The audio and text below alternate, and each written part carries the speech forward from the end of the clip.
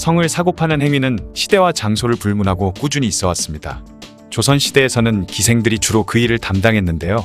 물론 모든 기생들이 다 그랬다는 것은 아니지만 많은 수의 기생들이 개인적인 욕심을 채우기 위해 또는 생계를 유지하기 위해 웃음과 몸을 팔아서 돈을 벌었죠.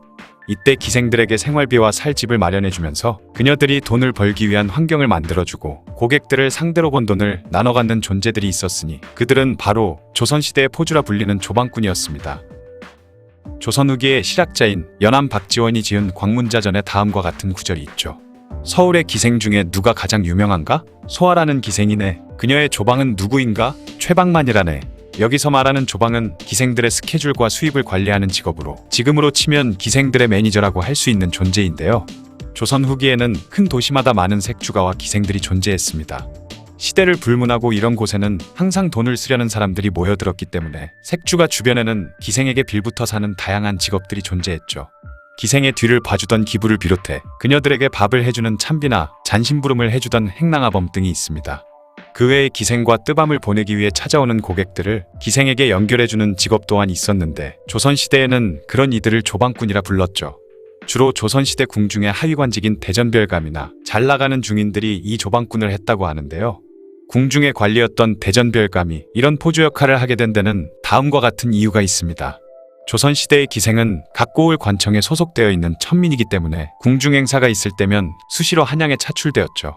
그런데 이때 지방에서 동원된 기생들이 먹고 자는 것을 조정에서는 책임져주지 않았기 때문에 기생들은 스스로 숙식을 해결해야만 했습니다.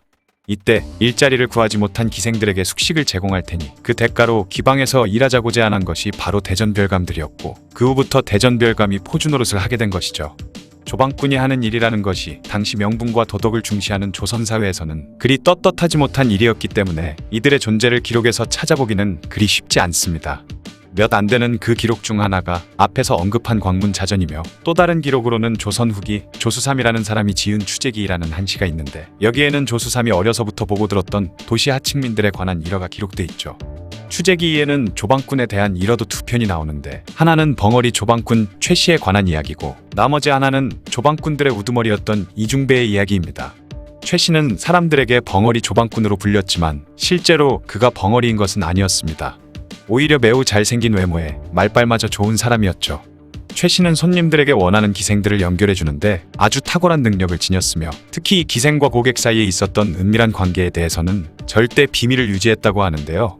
그렇게 최씨는 그 어떤 고객의 비밀도 다른 사람에게 떠벌리지 않았기 때문에 사람들에게서 벙어리 조방꾼이라는 이름으로 불리게 된 것이죠.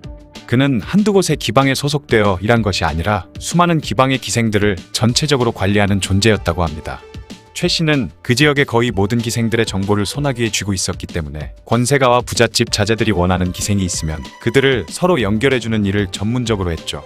조수삼은 이를 두고 최 씨가 날마다 세도가와 부잣집 자제들을 불러 모아서 꽃에 취하고 버들에 드러눕게 만들었다 라고 표현했습니다. 수많은 조방꾼들 중에서도 최 씨가 독보적인 위치를 차지하게 된 이유는 그가 일단 고객들에게 특정 기녀를 맺어주기로 약속하면 절대 그 약속을 어기는 법이 없었기 때문이었다고 하죠. 그리고 누가 누구와 하룻밤을 보냈는지에 대해서도 모두 알고 있었지만 그는 한 번도 이런 비밀을 다른 사람에게 얘기한 적이 없으며 평생 동안 이 원칙을 깬 적이 없다고 하네요. 어찌 보면 우스운 일일 수도 있지만 포주에게도 나름의 원칙과 의리는 있었던 것입니다. 때문에 평소 여자를 밝히던 고객들은 물론이고 남자들을 상대하는 기생들마저 최 씨를 찾지 않는 사람들이 없었다고 하죠. 그가 고객과 기생들을 연결해주던 방법이 재밌었는데 최 씨는 고객을 만난 자리에서 해가 질 무렵 미인을 소개해주겠다는 의미로 손가락을 해처럼 오므리고 시선은 주변에 있는 꽃을 쳐다보면서 마치 암호처럼 남녀간의 만남을 맺어주기 위한 신호를 보냈다고 합니다. 혹시라도 비밀이 새어나갈까봐 말로 약속을 하는 것이 아니라 이런 식으로 은밀히 거래를 한 것이죠. 조방꾼 최 씨는 이렇게 고객과의 은밀한 비밀을 지켜주는 것을 대가로 많은 부와 명성을 누렸다고 합니다. 또 한 명의 조방꾼은 최 씨와는 정반대로 손님들에게 교묘하게 사기를 치면서 돈을 벌었던 이중배라는 인물이죠. 조수삼도 이중배의 다른 특징에 대해서는 딱히 기록한 것이 없고 오직 그가 벌였던 사기 사건에 대해서만 자세히 기록했다고 합니다. 하루는 이중배가 자신의 단골 손님 중 하나에게 오늘 밤 경국지색의 미인을 한 명 준비해뒀습니다. 그러니 미인을 품고 싶으시면 일천전을 준비해서 오시죠 라는 편지를 보냈죠. 그런데 문제는 이중배가 이런 편지를 그에게만 보낸 것이 아니라 10명이나 되는 손님들에게 따로 보낸 다음 그들 모두에게서 각자 1,000전씩을 받아냈다는 것인데요. 1천전은 열량으로 당시에는 매우 큰 돈이었지만 손님들은 그저 눈이 번쩍 뜨일 만한 미인과 밤을 보낼 생각뿐이었습니다.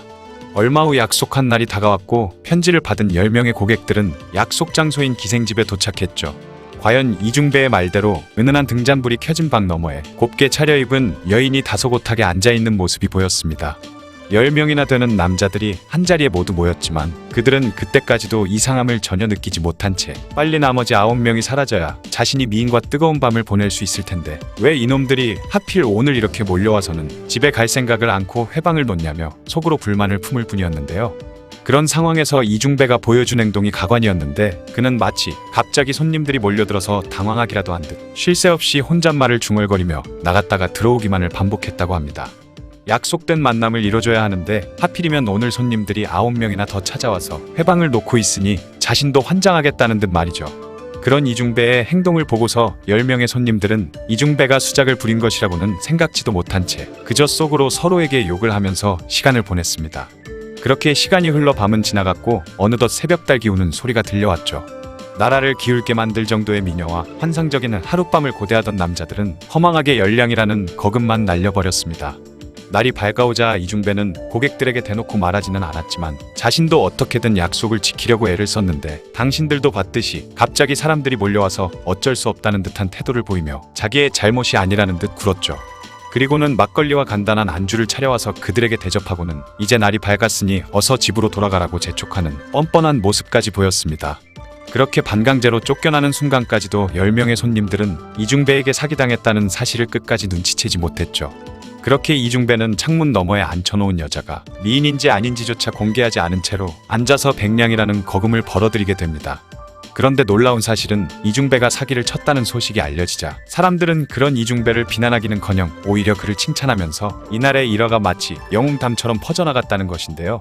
당시 세상 사람들은 기방에 드나드는 손님들을 오입쟁이라고 불렀는데 그들은 주로 독점 유통으로 큰돈을 번 경강상인들이나 역광 같은 중인들 그리고 지체 높은 양반들의 자제들이었습니다.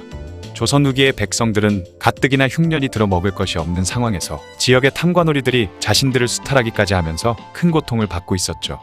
하지만 그 와중에도 돈이 많은 상인들과 권력자의 아들들은 더없이 호화롭고 풍족한 생활을 즐기며 지냈습니다.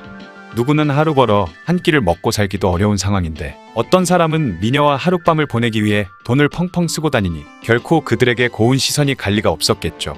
이런 상황 속에서 이중배가 오입쟁이들을 상대로 사기를 쳤다는 소식이 들려오자 마치 이적 홍길동이 부잣집을 털기라도 한 것처럼 사람들에게 비난 대신 환호를 받으며 전설로 남게 됐다고 하네요. 지금까지 조방꾼에 대한 이야기였습니다. 영상을 봐주셔서 감사합니다. 더 재미있고 유익한 영상으로 다시 찾아뵙겠습니다. 구독과 좋아요 꾹 눌러주시고 댓글도 부탁드려요.